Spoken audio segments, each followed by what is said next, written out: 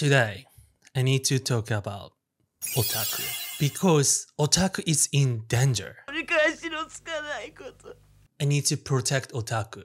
I mean, us or me. I'm very happy to see people who loves Japanese anime and video games that categorized otaku culture outside of Japan. It means otaku culture is not only Japanese things anymore. But unfortunately, meaning of otaku is really mistaken. Not only outside of Japan, but in Japan as well. But what is otaku? What is the difference between otaku and just anime fans or collectors? The first, let's see the Google, the definition of otaku. Alright, otaku. In Japan, a young person, already wrong. Otaku age doesn't matter. A young person who is obsessed with computers or particular aspects of popular culture to the detriment of their social skills. Wrong? Okay. How about ChatGPT? Let's ask it. What is otaku? Otaku is a Japanese term used to describe someone who is deeply passionate about particular hobby, yeah? Often related to anime, manga, video games, sure. Or the other forms of pop culture, yeah. It carries both positive and negative connotations. Depends on the context and who's using it. Actually, good job. But wrong? I gotta talk about it more. Like I need to define the definition of otaku and I need to explain the context and histories. So let me correct definition of otaku. So in this video, I'm going to talk about the core of otaku I believe in. And if we are not otaku, how cool to be an otaku. If you think you are already otaku, let me introduce the idea of noble otaku and how to embrace otaku. That is introduced Okada Toshio. People call him King of Otaku. To see that, I'm gonna explain history of otaku. The word of otaku originally meaning just your house. And I realized I have some cat hair. Alright, I think it's fine. In the 1950s, young Japanese group of people who is student activist, Hayao Miyazaki from Studio Ghibli was one of them. So people like them, they started calling each other otaku as you. It's kinda polite to say you, like otaku. Even in Japanese, I have no idea why, but they started using otaku as you. It sounds like a little intelligent, I guess, and cool. So I think they started using it. Then a group of sci-fi fans, especially these who went to Keio Yochicha Elementary School, were calling each other otaku. Then some of them became animators and create Studio Nue that produced Space Battleship Yamato and Super Dimension Fortress Macross, which is legendary animes for otakus. In Super Dimension Fortress Macross, character was using the word otaku as you. Otaku, helmetをまっすぐかぶれないの? And the fans started using otaku replacing you, like mimicking anime characters. There was no internet, of course, but there have been komike, meaning comic market, which are self-published book conventions, where many anime and comics fans together, and it's huge. The word of otaku spread super quickly in 1982, but at the same time, other group of people started using otaku as negative connotation to describe like these anime fans. I guess it was kind of a bit weird term to see group of maniac people who call each other otaku. I think it's weird too. So here finally, otaku became otaku officially, but with negative connotations. And also it has some ostracized meaning. At the same time, they stopped calling each other otaku. Then 1983, Akiko Nakamori, a columnist and editor, he used otaku in a magazine. It was the first time that term otaku appeared in a published magazine. It was kind of negative article about otaku, and also at the same time, TV and other media started using words otaku to describe people who are introverted or lack of social skills. There's nothing to deal with animes. Like they just started using otaku as negative. Then here we have this guy, Toshio Okada. He called himself Otaku King, the king of otaku. And also people call him kinda king of otaku because he's very, very otaku. So the time of rebellion of otaku. オタクを超えたオタクの中のオタクオタキングになってやるんだ He's co-founder of Gainax, which produced the Royal Space Force and also Evangelion. He made an animation film called Otaku no Video, meaning Otaku's Video. It's animation and mockumentary mixed, describing reality of otaku to change the negative image of otaku. He also published the book, Introduction of Otakology. He talks about what otaku really is and also his idea of otaku noble otaku, which I'll explain later. It really gives the otaku in Japan confidence being otaku, include me. The book is Japanese only, but I'm gonna kinda follow the book in this video. Then this happened, Evangelion. It was an anime created by Anno Hideaki, who was an animator at Studio Ghibli and helped Nausicaa. Eva was phenomenal. I still remember that. Everyone started watching anime, and watching anime became kinda cool. If we watch Evangelion, and if you liked, you wanna know the meaning behind the story. And also, you might start feeling you wanna watch other giant robot anime series, such as Gundam, Gren Gallants, and so on. So Evangelion made a new generation of otakus. Then, otaku became popular and cool, but at the same time, still have negative connotations from the past. I think most people, at least in Japan, emerging otaku, this kind of people at Akihabara, where a lot of anime, comics, and video games shops are. It's from novel and also the movie called Densha Otoko, meaning train man. It's about an otaku who introverted when a drunk man started to harass several women on the train. The otaku ultimately begin dating one of the women. It's like a otaku love story. And it became really popular in Japan. But at the same time, it really confused the otaku and some random people who all like him.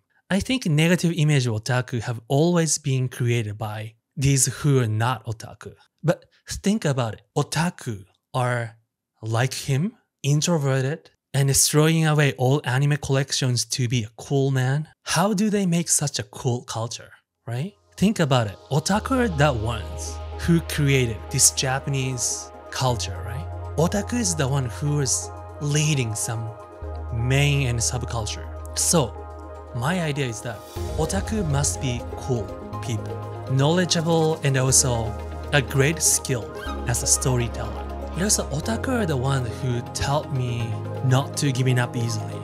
Otaku is the one who taught me kind of love and many important things about life I learned from otaku. So, I won't let otaku down. I reject negative definition of otaku created by people who are not otaku. Then, I won't let otaku die.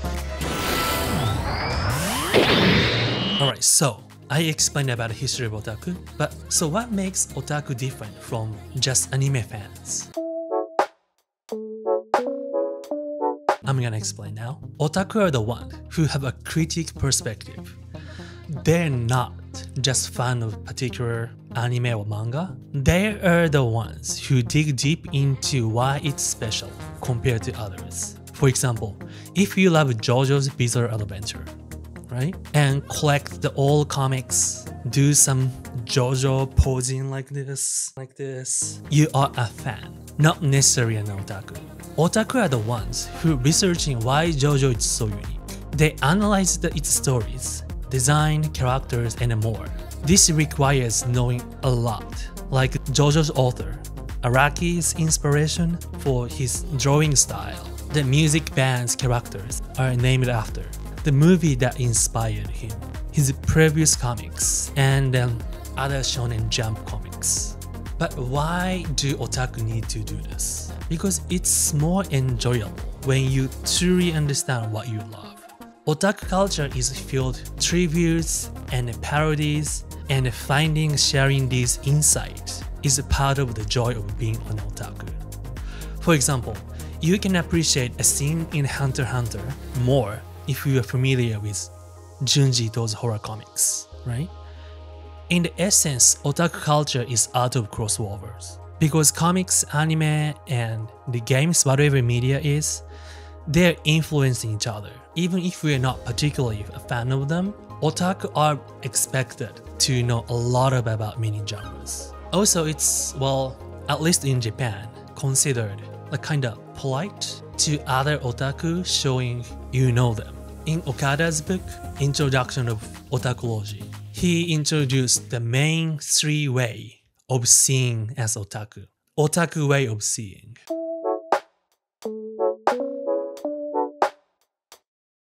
So in that book, he used Blade Runner as example because it's old book. The Blade Runner is directed by Ridley Scott.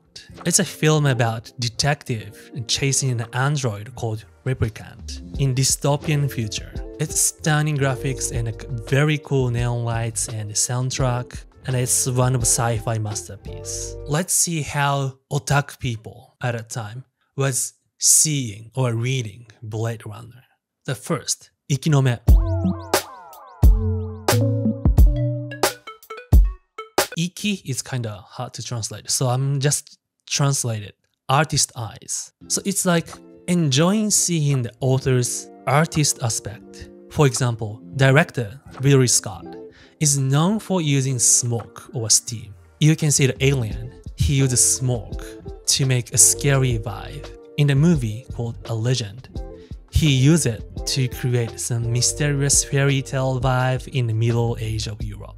And the Blade Runner, he used it to make a new image of cyberpunk at the time. Otakus are like, oh, he used the smoke in that way? Oh, that's cool. I didn't expect using this smoke in this neon sign or something like that. And also another movie, Black Rain, otaku was shocked that he used it to the regular Osaka town. Like, wow, didn't expect that. It's like, I would say, if you see some art, the painting, you enjoy the subject first, right? But if you really like it, you get very close and you enjoy brush strokes too. So enjoying these are kind of, you are enjoying brush strokes of artists. And you end up finding something new, something other people don't see. Second one is takumi no me, meaning craftsmanship eyes. Or technical eyes. There are many ways to see the film from technical viewpoint, but if the subject is a film, you can enjoy analyzing the script writing with having like a timer or watch together. I mean, for example, most blockbuster Hollywood film, if it were 2 hours, the scenario structure is very similar. First 15 minutes, like introduction and introducing protagonist. And 30 minutes, meeting another protagonist, or 30 minutes, you know everyone in this film. And 60 minutes, plot twist, and 90 minutes, like a final stage. And Blade Runner is really following that structure, and it's very important. If you know the basic timeline, you can know what the theme is, or what they really want to do. And also, this is my favorite way to guess. Like, especially in a horror movie, if you don't see the plot twist around 60 minutes, they probably have a giant surprise plot twist in the last 15 minutes or even 5 minutes. If you see some plot twist earlier than 60 minutes, you might have another plot twist later. So if you know the basic, you can tell if film is trying to do some basic or doing some provocative. And otaku really enjoying that kind of guessing process. And also, there is, of course, the craftsman viewpoint of FFX, enjoying like thinking or guessing how it was filmed using the knowledge they have. So otaku are like following stories and guessing a lot of things and enjoy some art aspect. It's really busy to watch one movie. And the last one is tsunome.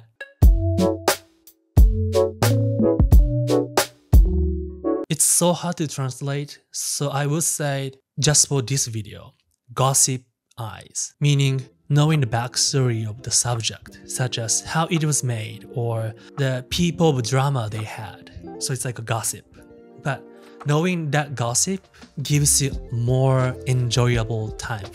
So according to Okada, otakus at that time knew Blade Runner is low budget film before it was released. So they're guessing they might see a low budget miniature model technique they've seen in Godzilla or other Japanese special effect kaiju movies. For example, there was a rumor that Ridley Scott used miniature of Millennium Falcon from Star Wars as a miniature background of futuristic city because they didn't have a time and money. So otakus at that time were desperate to find it, and they're very happy that if they found it, but it looks very difficult to find. And there's also a hotel with a light, the light sign saying Yukon Hotel. Otaku knew they must have reused the lights since they know it's low budget film. So they were again desperately trying to find these alphabets in the film. It's like a similar experience I have is the Naruto. You know that the ninja has the, what do you call? The forehead protectors, right? And it's very iconic things in the series. But I knew Naruto was originally wearing goggles. The author didn't want to draw the goggles every time he drew Naruto because Naruto is the main character.